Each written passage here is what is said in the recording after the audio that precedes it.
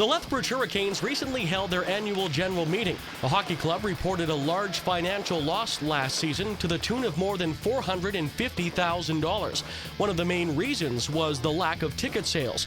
The team's president, though, understands sizable losses like that are difficult to recover from, but Doug Paisley feels a different way of budgeting and cutting over $200,000 in expenses before this season even started will go a long way to getting the Hurricanes back in the black financially. Yeah, there's definitely some attainable numbers there. In years previous, I think there was probably pressures to put up numbers that were going to appease the crowd, and I know that's always been maybe a hot topic. The budget's the budget, and the people empowered to make that budget are empowered now, and they present it to us as a board, and we've got a bunch of good people on that board that can read an income statement, read a balance sheet, process the information with regards to what's in that budget. And there was a lot of work that went into putting up attainable, reachable numbers that we could hold each other accountable to get to. For the first time in a long time, the Hurricanes board did not have to deal with the issue of selling the community-owned franchise.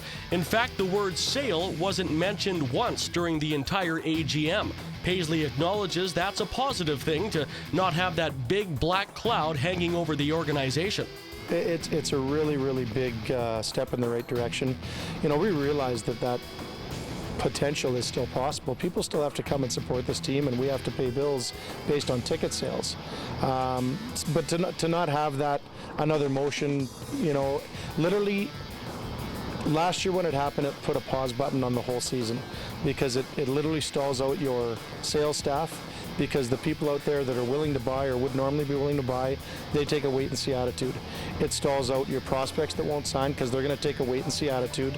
They want to see what's going on with regards to, is the team going to be there? Do we want to sign there? Who's coming in? What's it look like? It stalls out your coaching staff. They don't know what their future looks like. Literally everything gets put on pause, and it just puts you in a holding pattern. On the ice, the Hurricanes are off to their best start since the 2008-2009 WHL season, and Paisley understands the product on the ice dictates a lot of what happens financially for the entire organization. He's happy to see some early positive results and says given the team's struggles the past 7 seasons, he knows the expectations are high. We're looking forward to good things.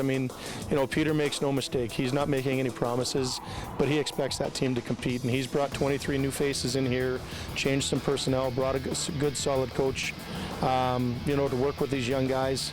And there are high expectations, but they don't stand there and make promises. We can't talk about what might be. It's going to be what it is. The Hurricanes board also has a few new faces on it following the AGM in early October. Paisley says he likes the balance when it comes to what each person brings to the table. He feels with this group, the Hurricanes from a board of directors standpoint is on the right track. For Go on Shaw TV, I'm Pat Sidlecki.